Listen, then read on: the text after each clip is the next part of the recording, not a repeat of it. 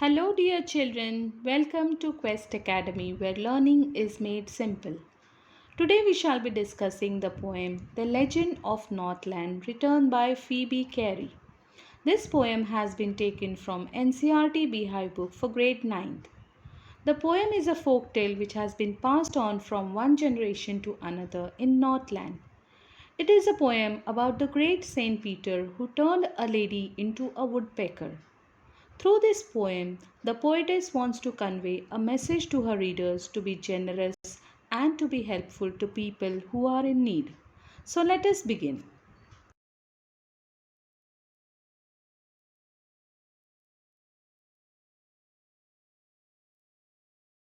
Before understanding the poem, let us talk about the poetess. Phoebe Cary was born on 4th September 1824 in Ohio, United States. Carrie and her elder sister Alice Carey were raised on a farm and received very little formal education. Phoebe Cary began to write when she was just 13 years old. She began writing under the guidance of Alice Cary. Her first poem was published in a Boston newspaper. Her independent works include poems and parodies and poems of hope, faith, and love. She died in the year 1871 in Brooklyn, New York. Away, away in the Northland, where the hours of the day are few, and the nights are so long in winter that they cannot sleep them through. In the first stanza, the poetess is talking about a place which is far away near the North Pole. She calls this place as Northland. The poetess says that since this place is near the North Pole, the days here are very short and the nights are extremely long. Though the nights are long, the people do not sleep for such a long time. They wake up early and start their work while it is still dark. Where they harness the swift deer to the sledges when it snows, and the children look like bear cubs in their funny furry clothes. As discussed in the first stanza, that the place is near the North Pole, the region is covered with snow. Reindeers are used to pull the sledges. The reindeer is an animal that can withstand extreme cold temperature. So people in the Northland region tie reindeers to the sledges to carry on their daily work. The poetess also mentions that since it is very cold in this region, people make their children wear a lot of warm and furry clothes. She compares the children to bear cubs as they look very funny in their furry attire.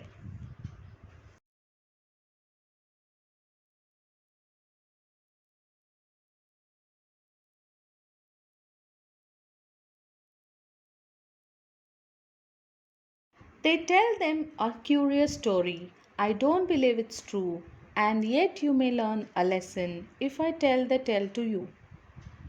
The poetess says that the parents of the Northland region tell their children a strange story. She also adds that she is doubtful about the story. She does not believe that the story is true. However, she also believes that if she tells this story to her readers, they might learn a lesson from it. Once, when the good Saint Peter lived in the world below and walked about it preaching, just as he did, you know. In the fourth stanza, the poetess begins the story. It is about the great Saint Peter, who was one of the 12 apostles of Jesus Christ. Apostle means disciple or follower. So, this is a story when Saint Peter lived on this earth. He traveled from one place to another to teach the people about the preachings of Jesus Christ.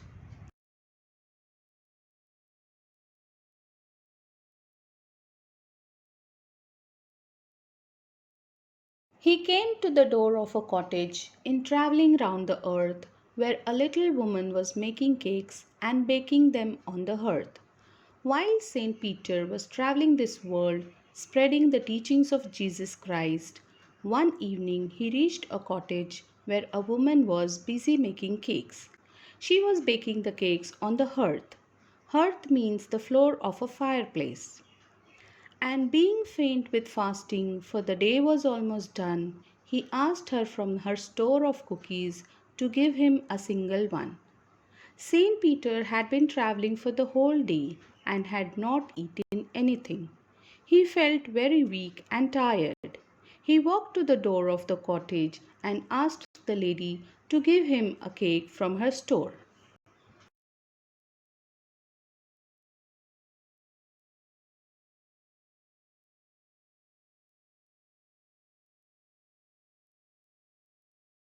So she made a very little cake, but as it baking lay, she looked at it and thought it seemed too large to give away. When Saint Peter asked the woman for a cake, she started baking a fresh cake.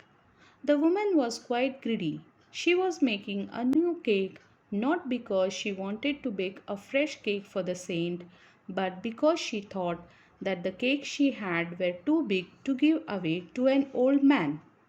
Therefore, she needed another and still a smaller one, but it looked when she turned it over as large as the first had done. So she took a small measure of dough to make the cake. But as the cake was baking, the cake became larger than she had thought. She decided to make another one. The second time she used a smaller size dough, but as she put the dough in the oven, it too seemed large as the first one.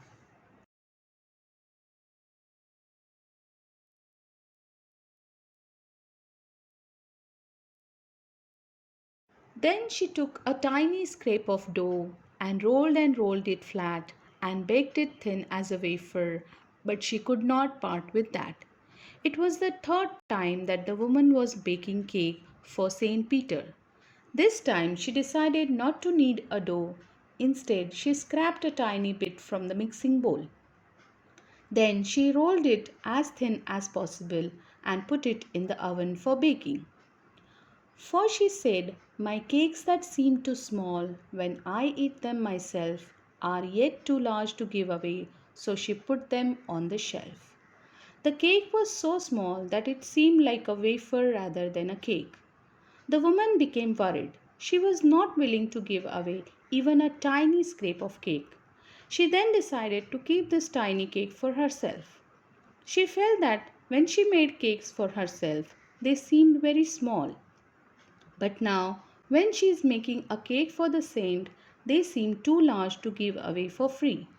From this, we come to know about the selfish and greedy nature of the woman. Ultimately, she puts the cake on the shelf and does not give it to the saint.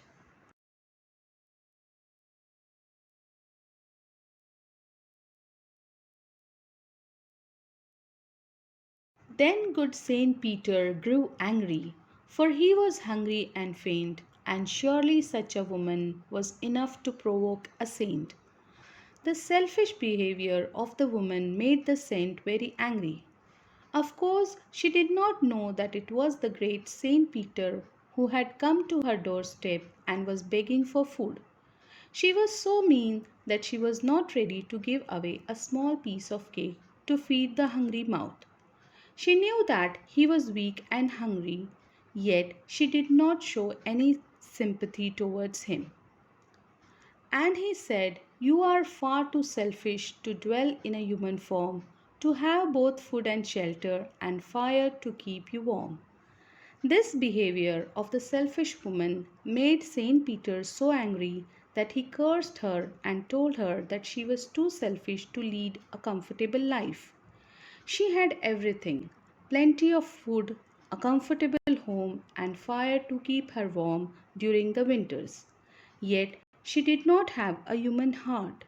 He said that she did not deserve the life of a human being. "Now you shall build as the birds do, and shall get your scanty food by boring and boring and boring all day in the hard dry wood." Finally, Saint Peter cursed the lady and transformed her into a bird. As a bird, the woman would now have to build her own nest and find her own food. The reason why Saint Peter turned her into a bird, because a bird's life is not easy. They do not have a permanent shelter.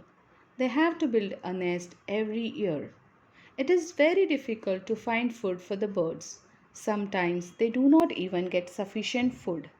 By the words by boring and boring and boring, we understand that the saint had turned the selfish lady into a woodpecker who will have to drill into the dry and hard tree trunks. Then she went through the chimney, never speaking a word, and out of the top flew a woodpecker, for she was changed into a bird. As soon as the saint cursed her, the woman went up the chimney and came out through the outlet as a woodpecker. The woman was not able to speak anything, since the change was too sudden. She had a scarlet cap on her head, and that was left the same, but all the rest of her clothes were burnt black as a coal in the flame. When the woman came out of the chimney, everything had changed. Her clothes had burnt and turned black. The only thing left was the scarlet cap which she had worn on her head. The woman had been transformed into a woodpecker with black body and scarlet head. And every country schoolboy has seen her in the wood, where she lives in the trees till this very day, boring and boring for food. The poetess says that the woman still lives in the wood in the form of a bird, and all the children who pass through the forest have seen her boring in the wood for food. In this way, the poetess says that the great Saint Peter has penalized the woman for being insensitive towards the suffering of other fellow beings. From this poem, we learn that a lesson that God treats everyone equally, and so we should also treat everyone with respect and empathy.